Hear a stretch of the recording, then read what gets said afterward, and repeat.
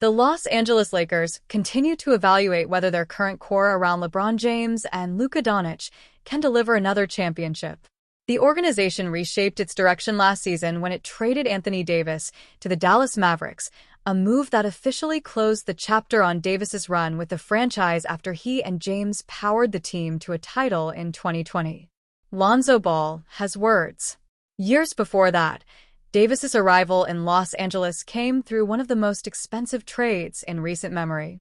The Lakers sent Lonzo Ball, Brandon Ingram, Josh Hart, and multiple first-round picks to the New Orleans Pelicans in 2019. Ball looked back on that deal this week and admitted he believes the Lakers could have taken a different approach, per Yahoo. Unpopular opinion probably, though I feel like I could have played with D'Angelo Russell honestly. I think they should have maybe kept all these picks and just see how it would have went, but I mean they still got the rings, so, worked out for them. Ball said on the Ball in the Family podcast with Lonzo and Gelo Ball on YouTube. Ball acknowledged the reality immediately. The Lakers reached the mountaintop in Davis's first season. He still questioned what a young group built around him, Ingram and James, could have grown into if the team avoided a blockbuster move. Ball currently plays a reserve role for the Cleveland Cavaliers, working his way through the next phase of his career, while looking ahead to a reunion matchup against Los Angeles on January 28th. Ball and Nance Jr. revisit KCP's notable Lakers season. Later in the episode, Ball and Cavaliers teammate Larry Nance Jr. shifted to a story that resurfaced a forgotten moment from their early Lakers years, per Clutch Points. They recalled Kentavious Caldwell-Pope's brief work release period during the 2017 to 2018 season, a situation that created one of the most unexpected side plots on a young roster. Nance Jr. reacted as soon as the subject came up and reminded viewers how unusual the scene felt at the time. KCP is our guy. Look, KCP, we love him. We love him. That was real. That was real. That was real. That ain't my story to tell. But like it was, I forgot about that, actually. I forgot about that until this very second, Nance Jr. said. Caldwell-Pope served a court-mandated sentence in a local detention facility, but received clearance to take part in team activities. Restrictions limited his travel, yet he continued to practice and play in home games. Ball and Nance Jr. described it as a surreal period for a young locker room that already dealt with the pressure of a rebuilding Lakers era. Cavaliers teammates reflect on their paths back together. Nance Jr. and Ball now share a locker room in Cleveland, even though their paths back to the Cavaliers look entirely different. Nance Jr. spent 3 seasons with the franchise from 2018 to 2021 before moving through Portland, New Orleans, and Atlanta. Ball joined the Cavaliers this past offseason as he continued his recovery and fight to regain a consistent role. Their shared history with the Lakers gives their conversations a natural ease, and the resurfaced memories highlight how much turbulence surrounded that stretch in Los Angeles.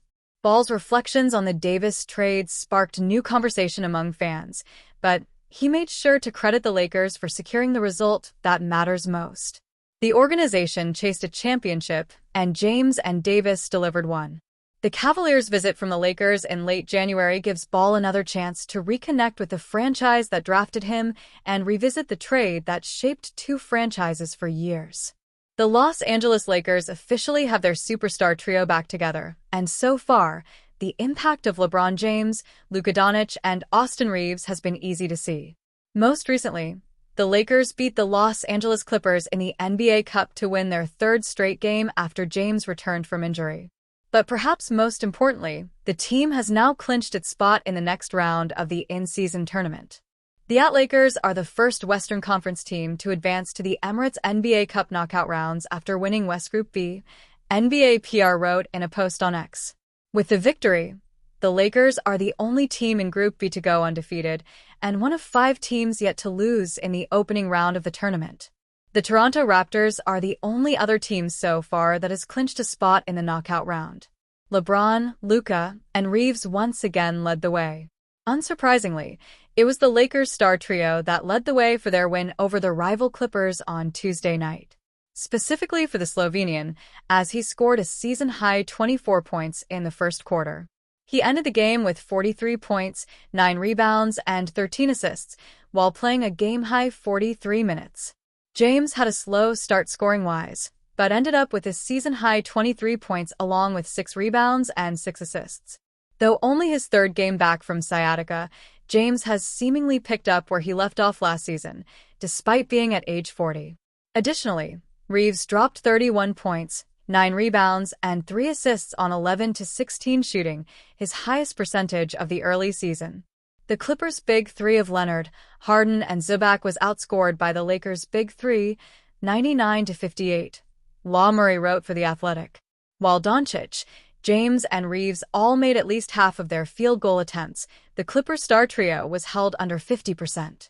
In an elevated role due to the DeAndre Ayton injury, Jackson Hayes also stepped up as the Lakers' center. Though the stats weren't eye-popping, he played 30 minutes and held opposing big man Zubac to just 10 points. Lakers receive more good news amid 5-0 winning streak.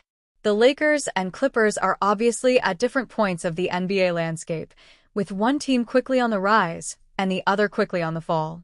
Though James, Doncic, and Reeves are still finding a groove together, and though the Clippers haven't really excelled in any area this season, the on-court difference between the two sides was clear. Lakers standing in the NBA Cup. Per the NBA, the Lakers are now the second team to advance to the knockout round of the in-season tournament and the first Western Conference team to win their group. They got there by beating the Memphis Grizzlies, New Orleans Pelicans, and most recently, the Clippers. They still have an upcoming game against the Dallas Mavericks, but with their 3-0 record at plus 36 differential, that game won't affect their status moving on to the next round.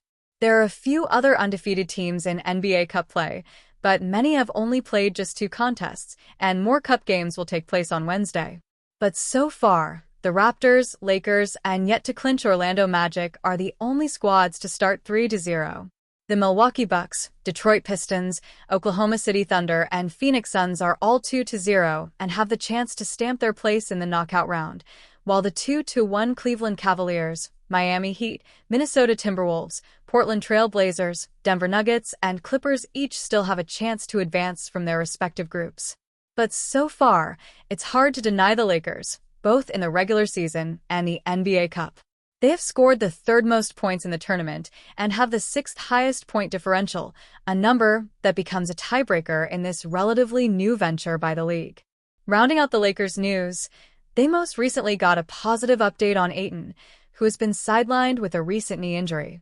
The future of James remains in question, but for now, he's come in immediately and helped Los Angeles continue their strong start to the season. The Los Angeles Clippers don't have time for moral victories anymore, especially not at 5-13 and losing 11 of their last 13 games.